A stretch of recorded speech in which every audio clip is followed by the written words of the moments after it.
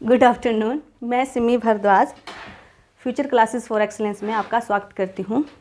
हमने एक सीरीज़ चलाई थी हिस्ट्री की, जिसमें अभी तक हमने 4 जो क्लासेस हैं वो ले रखी हैं। ठीक है, तो हमने जो फर्स्ट हमारी 2 क्लासेस थी उसमें हमने विदेशी कंपनियों का कैसे भारत में आना हुआ, कैसे कैसे उन्होंने अपने क्षेत्रों का विस्तार किया, और हमारा 3rd का लेक्चर था प्लासी और बक्सर का युद्ध। आज हमारा 4था लेक्चर है, 4th क्लास है, जिसमें हम पढ़ेंगे मैसूर, हैदर अली और टिप्पू सुल्तान। तो सबसे पहले पढ़ते हैं मैसूर आया कहाँ से, कैसे कैसे इसका उदय हुआ। ठीक है, तो देखो हम बात करते हैं, हमारे साउथ में 2 राज्य थे। ठीक है, एक का नाम था बहमनी और एक का नाम था विजयनगर। ठीक है, अब देखो बहमनी जो था वो मुस्लिम बहुल्य था, यानी कि यहाँ पे मुसलमानों की जो कम्युनिटी थी वो बहुत ज़्यादा थी, और जो विजयनगर था वो हिंदू बहुल्य था, यानी कि यहाँ पे हिंदुओं की जनसंख्या ज़्यादा थी। ठीक है, अब देखो विजयनगर एक ही रहा, ये टूटा नहीं, लेकिन बहमनी जो है वो टूट कर 5 छोटे छोटे राज्यों में बट गया। जो कौन कौन से थे, देखो सबसे पहले अहमदनगर, ठीक है, उसके बाद बीजापुर, फिर गोलकुंडा और बीदर, और 5th वन था बरार। ठीक है, अब देखो ये 5 छोटे छोटे राज्यों में विभाजित हो गया हमारा बहमनी राज्य, जो कि मुस्लिम बहुल्य था। अब देखते हैं, देखो अब मैंने कहा कि 2 अलग अलग विचारधाराएं हैं तो टकराव तो अवश्य होगा। तो हुआ क्या कि बरार को छोड़ के इन चारों ने क्या किया कि विजयनगर पर आक्रमण कर दिया। ठीक है, और ये युद्ध कहाँ पे हुआ इनका, राक्षसी तांगड़ी या तंगड़ी, या फिर इसे कहते हैं ताली कोटा का युद्ध, ताली कोटा का युद्ध। ठीक है, ये कब हुआ था, 26 जनवरी 1565 में। ठीक है, यानी कि 1565 में जो ये बहमनी से टूट के छोटे छोटे राज्य बने, उनमें से 4 इकट्ठा होकर उन्होंने विजयनगर पर आक्रमण कर दिया, और इस युद्ध में क्या हुआ, विजयनगर की हार हुई, और विजयनगर जो है छोटे छोटे छोटे राज्यों में बट गया और वो स्वतंत्र होने लगे। आपने पढ़ा होगा, जब भी कोई राज्य पराजित होता है तो उसे वो सारी शर्तें माननी पड़ती हैं जो जीतने वाला राज्य उनसे कहता है। ठीक है, और वो उसकी प्रॉपर्टी को, हारने वाली प्रॉपर्टी को आपस में बांट लेते हैं। ठीक है, तो वैसे ही क्या हुआ कि हमारा विजयनगर भी टूट गया और छोटे छोटे भागों में बंट गया, और उन्हीं में से एक जो था, एक भाग मैसूर के रूप में उभरा। ठीक है, एक जो छोटा राज्य है वो मैसूर के रूप में उभरा।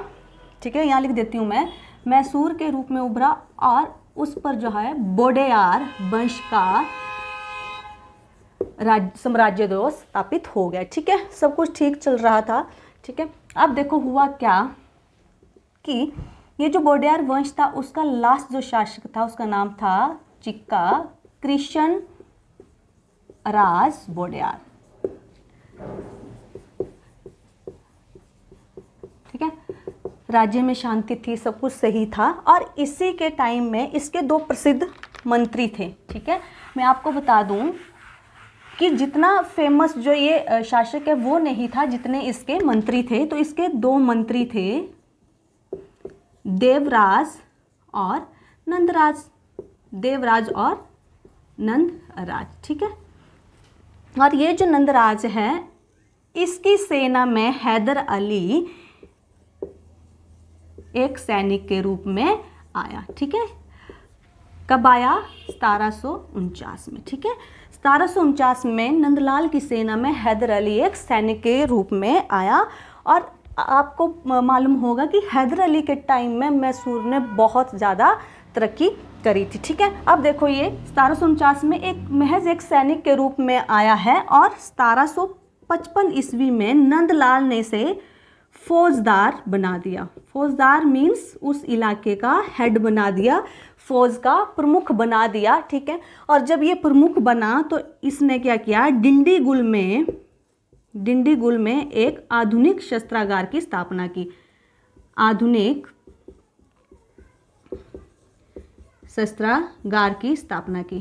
ठीक है, क्योंकि हैदर अली इस चीज़ को जानता था कि जो अंग्रेज है वो कभी ना कभी मैसूर पर आक्रमण करेंगे, इसलिए उसने पहले से ही अपनी तैयारी रखी। ठीक है, और अब देखो 1758 में क्या हुआ कि जो मैसूर की राजधानी थी श्रीरंगपट्टनम, वहाँ पे आंतरिक गड़बड़ियाँ बहुत ज़्यादा हो रही थी। तो अब हैदर अली ने क्या किया कि वो डिंडीगुल से आकर श्रीरंगपट्टनम में उसने हस्तक्षेप किया और ये दो भाई जो थे उन्हें राजनीति से संन्यास लेने पर मजबूर कर दिया।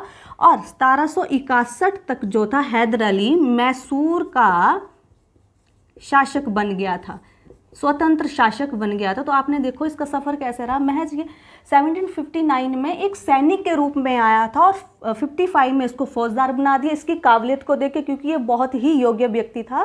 ठीक है, ये बेशक अनपढ़ था, लेकिन ये जिसको बोलते हैं ना कि एक ज्ञानी बनने के लिए किताबों की ज़रूरत नहीं होती है, तो आप मान लो ये वैसा ही ज्ञानी था, अनपढ़ था लेकिन बहुत ही ज़्यादा बुद्धिमान था। और उसी के बल पर इसने यहाँ तक का सफ़र बहुत ही कम टाइम में तय कर लिया। क्योंकि देखो किसी फौज का हेड बनना बहुत बड़ी बात है, और 1755 में ही फौज का हेड बन गया। साथ में इसने इस 1755 में ही डिंडीगुल में शस्त्रागार की स्थापना कर ली और 1761 तक मैसूर का स्वतंत्र शासक भी बन गया। ठीक है, अब पढ़ते हैं कि जो ये अंग्रेज़ हैं, BEIC जो है कंपनी जो है, ये मैसूर पर क्यों आक्रमण करना चाहती थी। ठीक है, क्योंकि BEIC कभी भी सूखे इलाकों में आक्रमण नहीं करती थी, सूखे इलाकों को अपनी तरफ नहीं मिलाती थी।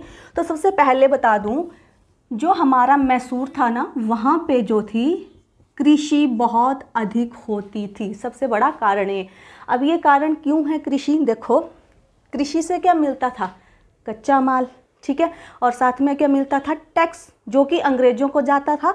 और वो पैसा कहाँ पे काम आता था, उनकी सेना को मजबूत करने में। ठीक है, क्लियर हो गया। और दूसरी बात थी कि यहाँ पे चंदन जो है बहुत अधिक मात्रा में पाया जाता है, चंदन के पेड़ जो हैं वो बहुत अधिक हैं मैसूर में। ठीक है, और तीसरी जो था वो रेशम, क्योंकि आपको पता आज भी कर्नाटक में रेशम का बहुत बड़ा व्यापार होता है। ठीक है, बहुल्य मात्रा में पाया जाता है कर्नाटक में रेशम। तो ये 2-3 बातें थी जिससे जो है BEIC जो मैसूर की तरफ आएगी। ठीक है, अब पढ़ते हैं थोड़ा सा इसके मैसूर और अंग्रेजों के बीच युद्ध कितने हुए थे और क्यों क्यों हुए, उनकी बैकग्राउंड कैसे कैसे तैयार हुई। तो सबसे पहले हम 1 बाय 1 सब इनको देख लेते हैं। प्रथम आंग्ले मैसूर युद्ध,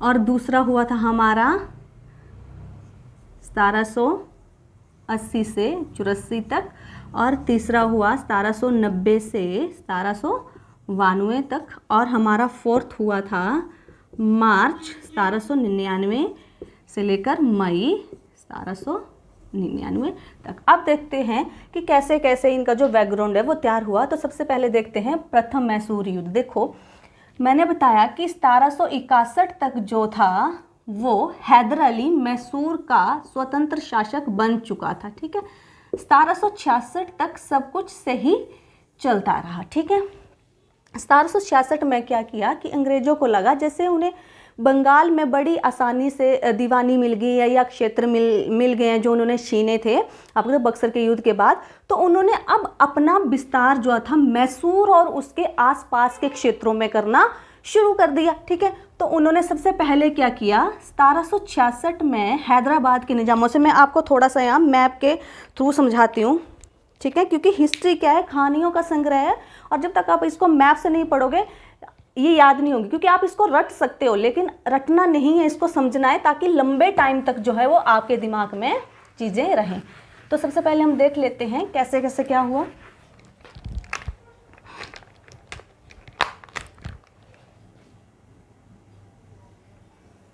ठीक है, अब देखो यहाँ जैसे गोवा जो कि आज भी है। ठीक है, यहाँ थे आपके मराठा यानी कि पेशवा। ठीक है, यहाँ पे कौन थे, पेशवा थे। ठीक है, और उसके बाद यहाँ जैसे पे आपका क्या था, मैसूर, जहाँ पे कौन बैठा है, हैदर अली, और यहाँ पे एक पतली सी डंडी जो था त्रावणकोर, त्रावणकोर या ट्रावणकोर, जो कि आज भी केरला में है। ठीक है, अब देखो ये जो आपका भाग था यहाँ पे ऐसे करके, यहाँ पे थे निज़ाम, निज़ाम, और यहाँ पे क्या था, कर्नाटक। आप देखोगे तो आज कर्नाटक इस साइड है। ठीक है, आज का मैप मत देखना, क्योंकि हम उस टाइम की बात कर रहे हैं जब भारत का विभाजन नहीं हुआ था, तो मैप कुछ और था। ठीक है, और यहाँ पे क्या था आपका मद्रास, और यहाँ पे क्या था पुदुचेरी, पुदुचेरी जिसे हम पहले क्या बोलते थे, पांडिचेरी। ठीक है, तो देखो BEIC यहाँ पे बैठी हुई है, यहाँ पे ऊपर कहाँ पे, बंगाल, बिहार और उड़ीसा की दीवानी मिली थी, यहाँ पे आपकी VEIC यहाँ पे। ठीक है, तो अब देखो 1766 तक तो सब कुछ ठीक चलता रहा। मैंने बोला 1761 तक जो था वो हैदर अली स्वतंत्र शासक बन गया था, और 1761 से 66 तक सब कुछ शांति से चलता रहा। अब 66 में क्या किया कि अंग्रेजों ने, यहाँ पे था एक उत्तरी सरकार। ठीक है, अब यहाँ पे क्या था, एक उत्तरी सरकार।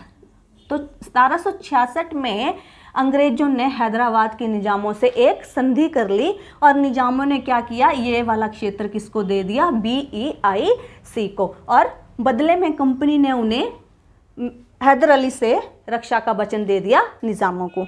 अब देखो निज़ाम जो थे वो अपनी तरफ से फ्री हो गए कि अब हैदर अली उन पे आक्रमण नहीं करेगा।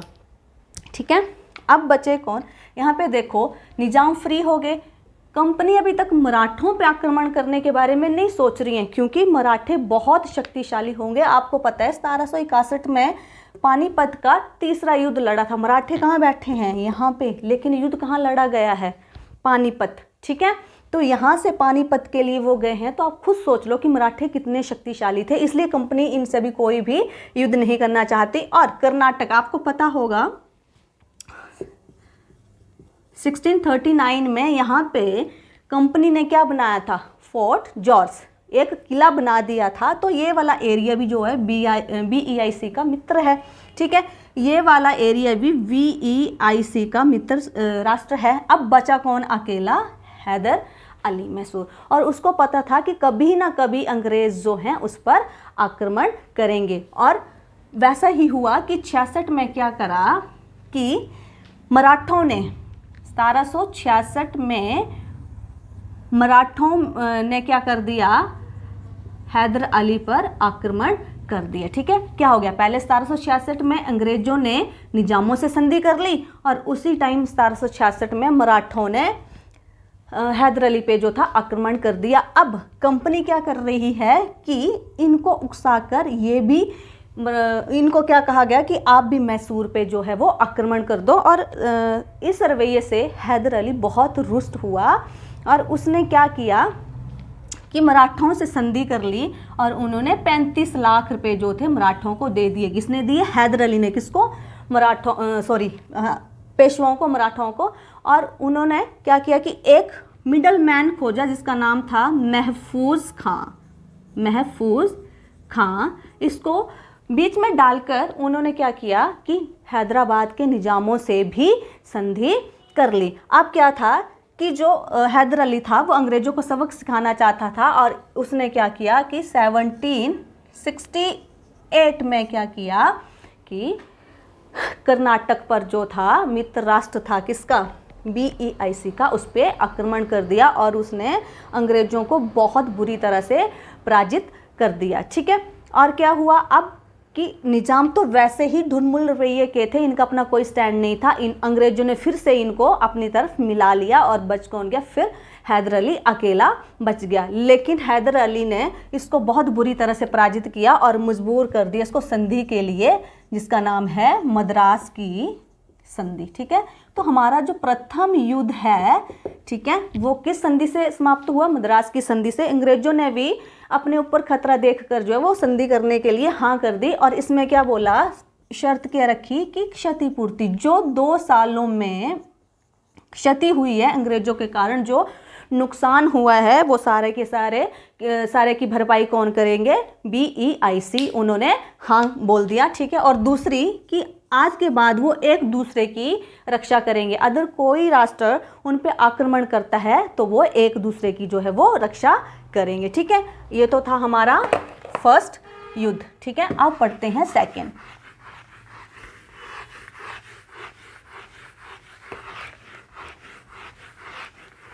जो हमारा सेकेंड युद्ध था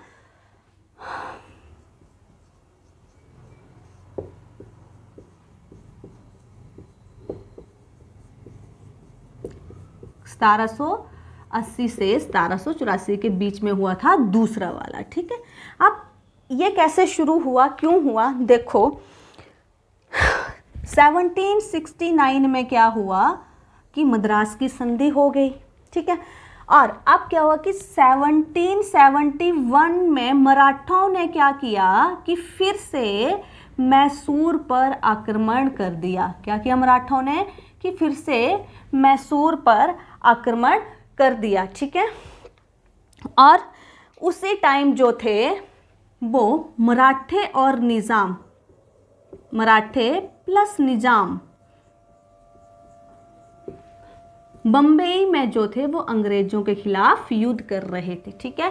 पहले क्या हुआ कि 1771 में जो था मराठों ने मैसूर पे आक्रमण कर दिया, और सेम उसी टाइम पे मराठे और निज़ाम बॉम्बे में अंग्रेजों के विरुद्ध जो थे युद्ध कर रहे थे, ठीक है। तो अब इसको देखते हैं। जब मराठों ने मैसूर पे आक्रमण किया तो मैंने कहा कि जब 1769 में संधि हुई तो उसमें क्या कहा गया था कि जब कोई राज्य अंग्रेजों पे या फिर मैसूर पे आक्रमण करता है तो उन्हें एक दूसरे की सहायता करनी है। लेकिन यहाँ पे जब इन्होंने आक्रमण किया तो VEIC ने हैदर अली की मैसूर की मदद नहीं की और वो निष्क्रिय रहे, वो शांत रहे। और इस रवैये से जो था हैदर अली बहुत क्रोधित हो गया। अब उसने क्या किया कि मराठों को प्लस निज़ामों को अपने साथ उनसे संधि करके मिला लिया, ठीक है। तो देखो जो हमारा दूसरा युद्ध लड़ा गया था वो कैसे कैसे लड़ा गया, उसमें कौन कौन थे? हैदर अली प्लस मराठे प्लस निज़ाम, और किसके विरुद्ध लड़ा गया? ये VEIC के विरुद्ध, ठीक है। अब पूछा जा सकता है कि सेकंड युद्ध किन किन के बीच में लड़ा गया, तो ये तीन शक्तियां थी और एक तरफ जो थी वो VEIC थी, ठीक है। अब अंग्रेज उससे और भड़क गए और उन्होंने क्या किया? 1773 ईस्वी में माहे पर अधिकार कर लिया। ये फ्रांसीसी बस्ती थी और हैदर अली के राज्य क्षेत्र में आती थी, और इन्होंने क्या किया अंग्रेजों ने कि माहे पे अधिकार कर लिया। और मैं आपको बता दूं कि मैसूर के समृद्ध होने का एक रीज़न कहीं ना कहीं माहे भी था। बेशक ये फ्रांसीसियों की बस्ती थी, लेकिन ये हैदर अली के जो था वो राज्य क्षेत्र में पड़ती थी, और ये एक प्रसिद्ध बंदरगाह था, ठीक है। तो ये प्रसिद्ध बंदरगाह था तो सामान को लाना ले जाना यहाँ से इजली हो जाता था, ठीक है। और इस पर उन्होंने क्या कर लिया? अपना अधिकार कर लिया। अब हुआ क्या कि जुलाई 1780 में हैदर अली ने गुस्सा होकर क्या किया कि कर्नाटका पर आक्रमण कर दिया। कहाँ पे? कर्नाटक पर आक्रमण कर दिया, जो कि क्या था? BEIC का मित्र राष्ट्र था। मैंने बताया ना जो मद्रास में उन्होंने एक फोर्ट बना रखा था, ठीक है। तो कर्नाटक जो था वो BEIC का मित्र राष्ट्र, जिससे अंग्रेज जो थे और रुष्ट हो गए, ठीक है। और यहाँ पे जब इसने आक्रमण किया तो अंग्रेजों का जो गवर्नर था उसका नाम था वेली, ठीक है। बेली इसको बुरी तरह से पराजित किया, और 1780 में ही किसने? हैदर अली ने आर्काट पर अधिकार कर लिया, यानी कि अंग्रेजों के क्षेत्र पर इसने अधिकार कर लिया, अपने अधीन कर लिया, ठीक है। अब देखो 1780 में एक नया गवर्नर आता है जिसका नाम क्या था? आयरकूट, ठीक है, आयरकूट। और इस नए गवर्नर ने हैदर अली को कई स्थानों पर बुरी तरह से पराजित किया, ठीक है। लेकिन हैदर अली ने हार नहीं मानी, और सितंबर 1781 व्यासी को जो था इसको बुरी तरह से हरा दिया, किसको, आयरकूट को, ठीक है। लेकिन उसी टाइम थोड़े महीनों के बाद उसकी जो है वो किसकी, हैदर अली की जो है वो डेथ हो जाती है। कब, 7 दिसंबर 1782 को हैदर अली की जो है वो मृत्यु हो जाती है। अब देखो BEIC ने इसको बिल्कुल नहीं मारा, इसकी एक नेचुरल मृत्यु थी, ठीक है। तो इसमें BEIC का कोई हाथ नहीं था। तो इसकी जब डेथ हो जाती तो आपने देखा होगा, आपने प्राचीन भारत पढ़ा है या फिर मध्यकालीन भारत पढ़ा है, तो उसमें मैं आपको बता दूं कि राजगद्दी पाने के लिए क्या था, बेटे अपने पिता की जो हत्या कर देते थे। और एक ऐसा ही वंश था जिसे क्या बोला जाता था, पितृहंता वंश, हर्यंक वंश था जिसको पितृहंता वंश बोला जाता है। क्यों? क्योंकि गद्दी पाने के लिए सभी शासकों ने अपने फादर की जो थी वो हत्या कर दी। लेकिन यहाँ पे देखो, जब 1782 में हैदर अली की मृत्यु हो जाती है तो इसका बेटा कौन था, टीपू सुल्तान। इसने रातों रात युद्ध की कमान जो थी वो संभाल ली, ठीक है, बहुत अच्छे से, और किसी को पता भी नहीं लगने दिया। और कहते हैं कि कई टाइम तक किसी को पता ही नहीं लगा कि हैदर अली की जो है वो मृत्यु हो चुकी है। और इस टीपू सुल्तान को क्या कहा जाता है, मैसूर का शेर कहा जाता है, टीपू सुल्तान को, ठीक है। ये बहुत पढ़ा लिखा व्यक्ति था। इसके फादर का नाम हैदर अली था, माता का नाम फातिमा था, और ये बहुत सारी भाषाओं को जानता भी था, ठीक है। अब देखो 1782 में इसकी डेथ हो गई और टीपू सुल्तान जो था उसने युद्ध को जारी रखा। और एक चीज़ बता दूं, जब कोई चीज़ लंबी खिंच जाती है तो उसमें ज़्यादा इंटरेस्ट नहीं रहता, और यहाँ पे ये हुआ। अब तो ना अंग्रेज़ युद्ध को जारी रखने के पक्ष में थे, ना ही टीपू सुल्तान। इसलिए 1784 में एक संधि होती है जिसका नाम है मंगलौर की संधि। मंगलौर की संधि यानी कि आपका जो दूसरा मैसूर युद्ध था वो किस संधि के साथ समाप्त हुआ, खत्म हुआ, मंगलौर की संधि के साथ।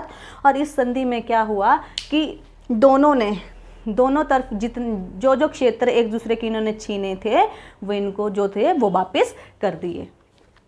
अब पढ़ते हैं जो तीसरा हमारा युद्ध है।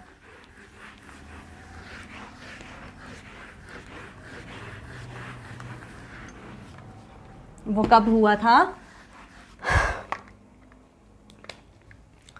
वो था आपका 1790 से 92 तक, ठीक है। कब हुआ था तीसरा मैसूर युद्ध, 1790 से 92 तक। ये भी एक अंग्रेजों की चाल थी, इसकी बैकग्राउंड अंग्रेजों ने तैयार करी थी। तो देखो क्या हुआ कि 1788 में अंग्रेजों ने एक पत्र लिखा हैदराबाद के निज़ामों को। और मैंने बताया कि निज़ाम जो थे वो ढुलमुल रवैये थे, वो अपने स्टैंड पे कभी भी नहीं रहते थे, वो थाली के बैंगनी की तरह यहाँ वहाँ गिरते फिरते रहते थे। तो देखो इन्होंने क्या किया कि इनको एक पत्र लिखा और इनको कहा कि युद्ध के लिए तैयार हो जाओ, किसके खिलाफ, टीपू सुल्तान के खिलाफ, ठीक है। अब जब टीपू सुल्तान को पता चलता है तो वो क्या करता है, त्रावणकोर पर आक्रमण कर देता है। और कहीं पे ये लिखा है कि जो तीसरा मैसूर युद्ध था वो कहीं ना कहीं टीपू सुल्तान के कारण हुआ, यानी कि उसकी वजह कौन था, टीपू सुल्तान था। क्यों था, क्योंकि टीपू सुल्तान जो था धर्मांध था, यानी कि वो ज़बरदस्ती लोगों से उनका धर्म चेंज करवा रहा था। ठीक वैसे ही जैसे हमने मध्यकालीन में पढ़ा था कि औरंगज़ेब जो है तलवार के दम पर लोगों का धर्म चेंज करवाता था, या उसने बहुत सारे लोगों का धर्म चेंज करवाया था, ठीक है। तो क्या किया था, ये लोगों का धर्म चेंज करवाता था। और जो मराठे थे, जो मैंने बताया मैप के थ्रू, मैसूर से ऊपर क्या था, पेशवा, मराठों का इलाका था। तो मराठे जो थे वो हिंदू धर्म को बढ़ाने वाले थे, इसलिए उनको ये बात रास नहीं आई, ठीक है। तो क्या हुआ कि उसने वो उसका जो धर्म चेंज करवाना वो तीसरे युद्ध का कारण बना, ऐसा कहा जाता है। लेकिन फिर से हम टॉपिक पे आते हैं। क्या हुआ कि 1788 में निजामों से संधि कर ली अंग्रेजों ने, और अब टीपू सुल्तान ने क्या कि त्रावणकोर पे आक्रमण कर दिया। और मैंने बताया था ये वाला राज्य क्षेत्र भी BEIC का मित्र था, ठीक है। तो इसी युद्ध को आधार बनाकर अंग्रेजों ने निजामों से और मराठों से फिर से संधि कर ली, ठीक है। फिर से मराठों से इसने संधि कर ली। और ये जो हमारा तीसरा वाला युद्ध है इसको हम 3 चरण में पढ़ते हैं, ठीक है। 3 चरण में पढ़ते हैं। तो हमारा जो प्रथम चरण है, ठीक है, अब देखो 1888 में इन्होंने निजामों को पत्र लिखा और 1789 में क्या हुआ कि उसने त्रावणकोर पर जो था वो आक्रमण कर दिया, ठीक है। अब जब ये स्टार्ट हुआ 1790 में, ठीक है, तो यहाँ पे जो था वो जनरल कौन था इनका, गवर्नर जनरल कौन था, वेली था, किसका, BEIC का, जिसको टीपू सुल्तान ने बुरी तरह से जो था वो हरा दिया, ठीक है। लेकिन उसके बाद 1790 में ही जो था BEIC का गवर्नर बन के कौन आया, कॉर्नवालिस आया, ठीक है। और इसने टीपू सुल्तान को हराकर क्या किया कि 2 इलाकों पर, कौन से, वेल्लोर और अंबूर पर आक्रमण करके इनको अपने अधीन कर लिया। और साथ में क्या किया, टीपू सुल्तान की राजधानी श्रीरंगपट्टनम तक पहुंच गया, ठीक है। लेकिन ये जो बात हो रही है ये मार्च की हो रही है, और आपको पता है कि केरल वाले इलाके में मानसून सबसे पहले आता और सबसे बाद में जाता है। तो मानसून जो था वो स्टार्ट हो गया था और कॉर्नवालिस को कहाँ, मंगलोर जो था वापस जाना पड़ा, ठीक है। ये वहाँ से श्रीरंगपट्टनम में एंटर नहीं किया और वहाँ से मंगलोर जो था वो वापस चला गया। अब देखो जो हमारा, हमने 2 पढ़ लिए, जो अब जो थर्ड चरण था उसमें क्या किया कि टीपू सुल्तान ने क्या किया कि इसने मानसून ख़त्म होते ही अंग्रेज़ों पर आक्रमण कर दिया और एक इलाका, कौन सा, कोयम्बटूर, ठीक है, इस पे आक्रमण कर लिया, अधिकार कर लिया, जिससे अंग्रेज बहुत भड़क गए। अब तीसरे चरण में देखो कॉर्नवालिस के साथ कौन कौन से आ गया, मैक्सवेल, ठीक है, सहयोग के लिए, हंटर, ठीक है, ये बहुत सारे जो थे अंग्रेज़ अधिकारी इसके साथ आगे मिल गए कॉर्नवालिस के साथ, और इन्होंने टीपू सुल्तान को बहुत ही बुरी तरह से हराया और एक ऐसी अपमानजनक संधि करने पर विवश कर दिया जिससे टीपू सुल्तान बर्दाश्त ही नहीं कर पाया। और कहते हैं कि इतनी बुरी तरह से हराया कि उसकी राजधानी श्रीरंगपट्टनम में घुसकर बहुत तरह से तोड़ फोड़ की, बहुत खून खराबा किया। और वो संधि क्या थी जो हुई थी, श्रीरंगपट्टनम की संधि। कौन सी संधि हुई थी, थर्ड श्रीरंगपट्टनम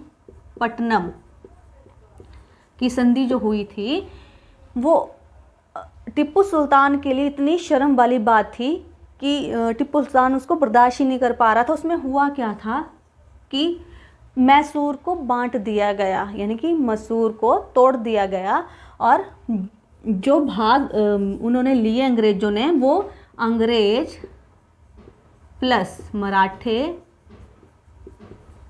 प्लस निजामों ने आपस में बांट लिए। यानी कि उन्होंने क्या किया कि मैसूर के टुकड़े कर दिए और इन तीनों शक्तियों ने आपस में बांट लिए। दूसरा कि टीपू सुल्तान से 3 करोड़ रुपए लिए गए हर्जाने के रूप में, और साथ में उसके 2 बेटे जो कि अल्प आयु के थे, उनको ब्रिटिश ईस्ट इंडिया कंपनी अपने साथ ले गई। उसके बाद इतिहास में इनका कहीं भी वर्णन नहीं मिलता है, ठीक है। तो हमारा तीसरा युद्ध कैसे खत्म हुआ, श्रीरंगपट्टनम की संधि से। अब पढ़ते हैं चौथा एंड लास्ट वन।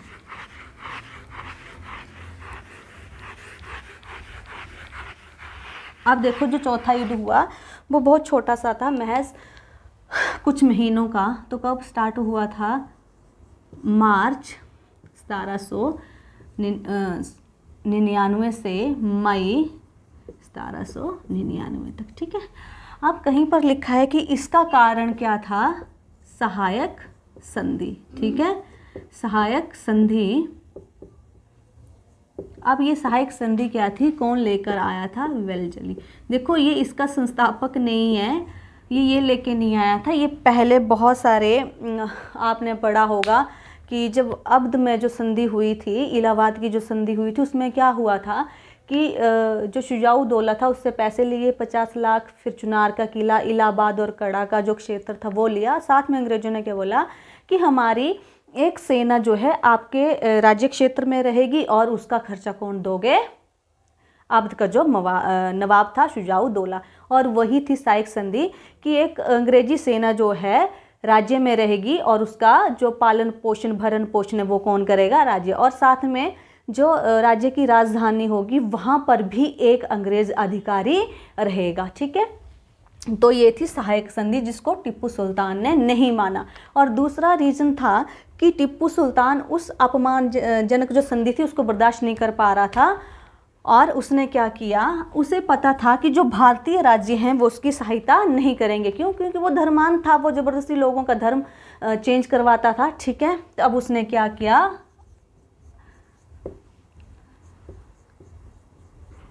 अंतर्राष्ट्रीय सहयोग पाने की कोशिश की। अब किससे?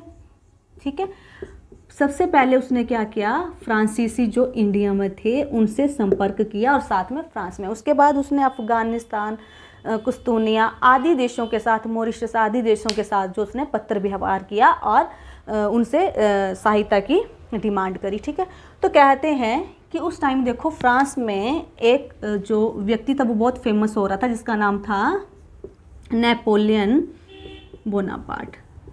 Napoleon Bonaparte. ठीक है, तो कहते हैं कि टीपू सुल्तान ने इसको पत्र लिखा और इससे सहायता मांगी, लेकिन वो पत्र जो था, वो लेटर जो था वो कंपनी के हाथ में लग गया और अब कंपनी कोई संधि करने के मूड में नहीं थी। ठीक है, कोई क्षेत्र को विस्तार करने के मूड में नहीं थी। अब उनका एक मकसद था टीपू सुल्तान को ख़त्म करना। ठीक है, और उन्होंने मराठों से संधि कर ली और कहा जो यहाँ से जो युद्ध में लाभ होगा वो तीनों में बराबर बराबर बांट लिया जाएगा। यानी कि अब कंपनी उस रवैये के साथ युद्ध करना चाहती थी कि उन्हें कुछ भी नहीं चाहिए लेकिन टीपू सुल्तान को ख़त्म करना है। ठीक है, तो ठीक वैसा ही हुआ, युद्ध लड़ा गया। ठीक है, और कहते हैं कि उन्होंने जब युद्ध हुआ तो टीपू सुल्तान जो था वो भाग के कहाँ चला गया, श्रीरंगपट्टनम के किले में।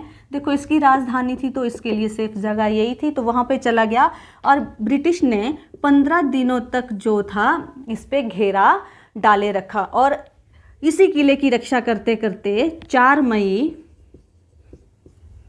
1799 को टीपू सुल्तान की युद्ध में जो थी वो मृत्यु हो गई। तो देखो एक बहुत जिसको बोलते हैं प्रसिद्ध राज्य जो था उसका अंत यहाँ पे हो गया। ठीक है, अब थोड़ा सा टीपू सुल्तान के बारे में पढ़ लेते हैं।